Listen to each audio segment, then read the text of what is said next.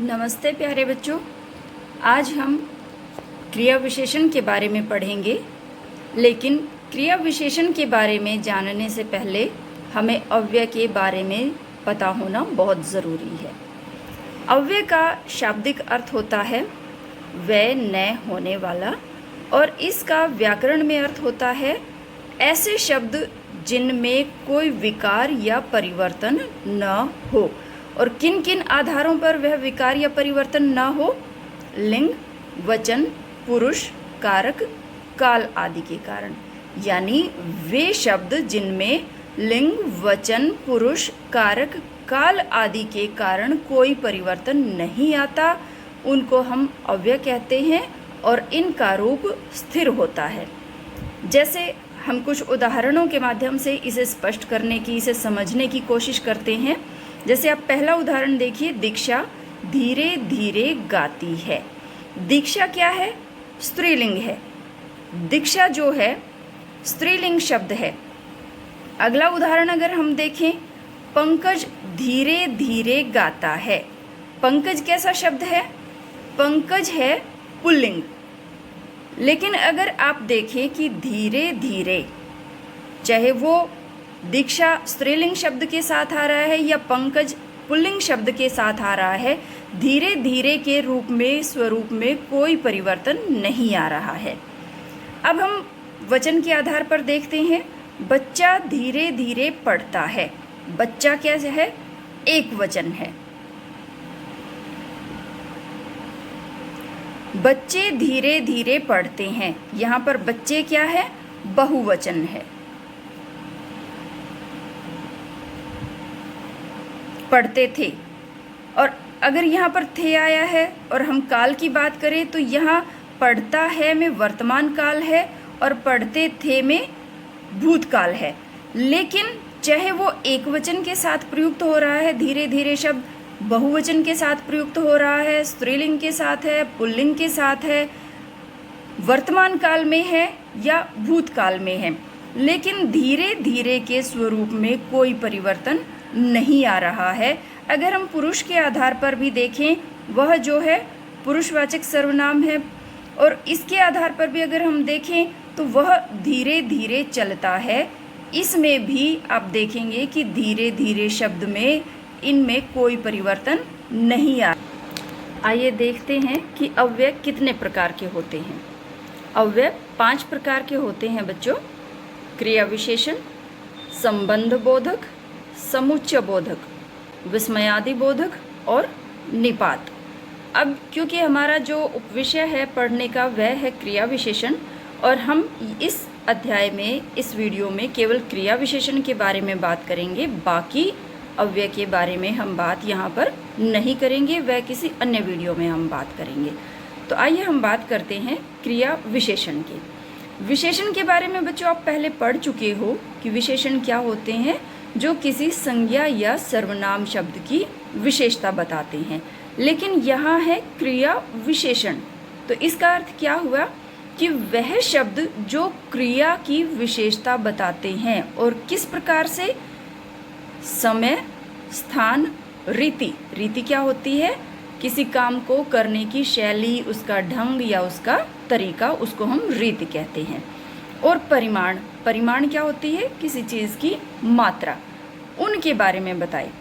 एक बार फिर से हम देखते हैं कि वह शब्द जो क्रिया की विशेषता, समय, स्थान, रीति और परिमाण आदि के बारे में बताए, वह क्रिया विशेषण कहलाते हैं। क्रिया विशेषण के भी कुछ भेद होते हैं, लेकिन उससे पहले हम कुछ उदाहरणों पर नज़र डालते हैं, उनके माध्यम से समझने की कोशिश करते हैं, फिर हम इसके भेदों की बात करेंगे। वह परसों जाएगा। आप देख रहे हैं कि कुछ शब्द यहाँ पर अलग रंग में लिखे हुए हैं, जैसे परसों। वह परसों जाएगा। यहाँ पर परसों शब्द क्या है? किसके बारे में बात हो रही है? किस चीज़ के बारे में बात हो रही है? हमने कहा कि समय, स्थान, रीति और परिमाण के बारे में बताता है यहाँ पर। ठीक है, तो परसों क्या हो गया? यहाँ पर बात हो रही है काल के बारे में। काल यानी समय के बारे में।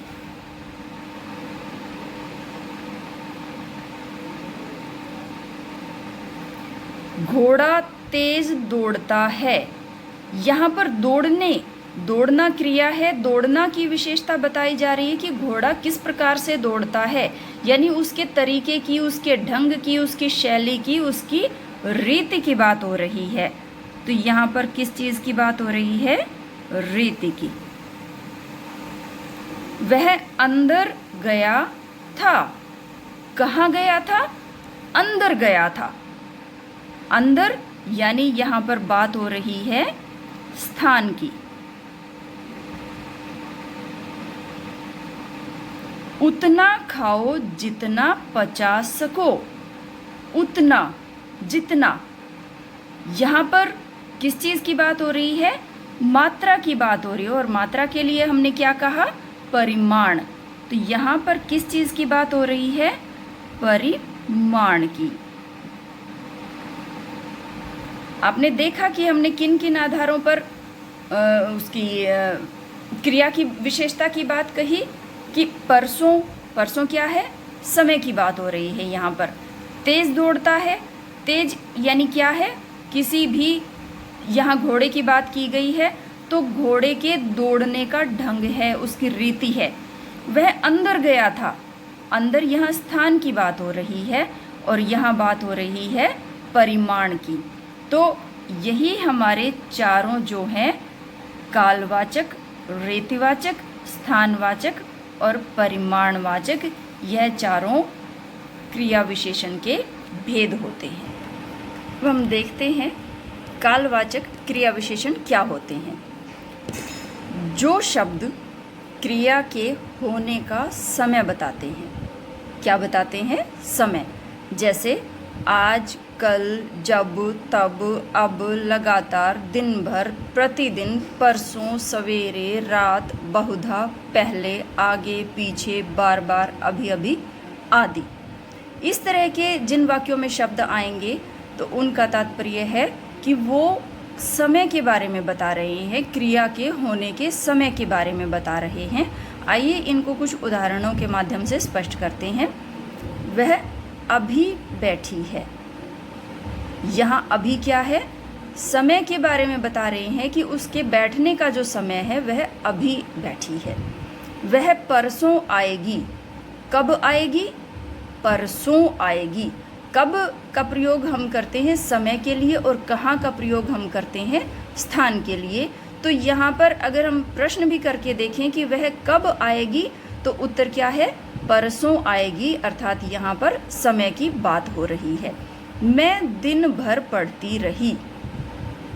कब तक पढ़ती रही? दिन भर पढ़ती रही। तुम बार बार क्यों चीखने लगते हो? तो इन वाक्यों में आप देखेंगे कि अभी, परसों, दिन भर, बार बार, ये शब्द क्रिया के होने के समय के बारे में बता रहे हैं। तो ये कैसे शब्द हुए? कालवाचक क्रिया विशेषण। क्रिया विशेषण का दूसरा भेद है स्थानवाचक क्रिया विशेषण, यानी जिसमें स्थान के बारे में बात होगी या दिशा के बारे में। वे शब्द, यानी जो शब्द क्रिया के होने के स्थान अथवा दिशा का बोध कराते हैं, स्थानवाचक क्रिया विशेषण कहलाते हैं। जैसे यहाँ, वहाँ, ऊपर, नीचे, अंदर, बाहर, इधर, उधर, दाएं, बाएं, पास, दूर आदि। कुछ उदाहरण देखते हैं। वे ऊपर बैठे हैं। कहाँ बैठे हैं? ऊपर बैठे हैं।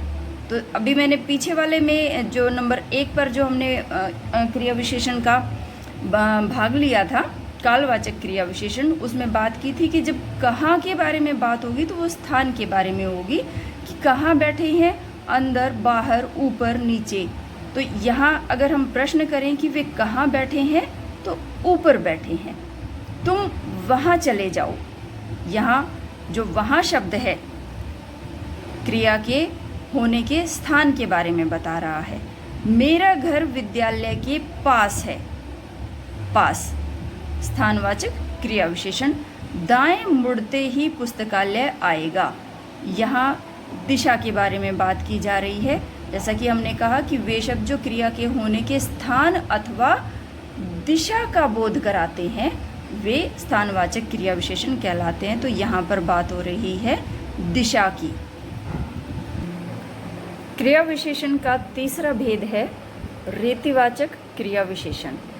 वे शब्द जो क्रिया के होने के ढंग या रीति का बोध कराते हैं, यानी वे शब्द जो ये बताएं कि क्रिया कैसे हो रही है, जैसे धीरे हो रही है, तेज हो रही है, फटाफट, सरासर, प्रायः, अचानक, ध्यानपूर्वक, सहसा, भली भांति, झटपट आदि।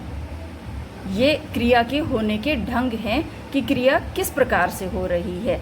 जैसे मैं ध्यानपूर्वक सुन रही हूँ, सुनने की जो क्रिया है वह कैसे हो रही है कि ध्यान से सुना जा रहा है, ध्यानपूर्वक सुना जा रहा है। वह अचानक उठ बैठा, कैसे उठ बैठा? अचानक उठ बैठा। फटाफट उसने अपना सामान बांधा, सामान जो बांधा उसने कैसे बांधा, यानी सामान बांधने की जो ढंग था, जो तरीका था, वो कैसे था? फटाफट उसने अपना सामान बांधा। मैं प्रायः घूमने जाती हूँ, घूमने जाने का जो तरीका है वह क्या है कि प्रायः घूमने जाती हूँ, कभी कभी घूमने जाती हूँ।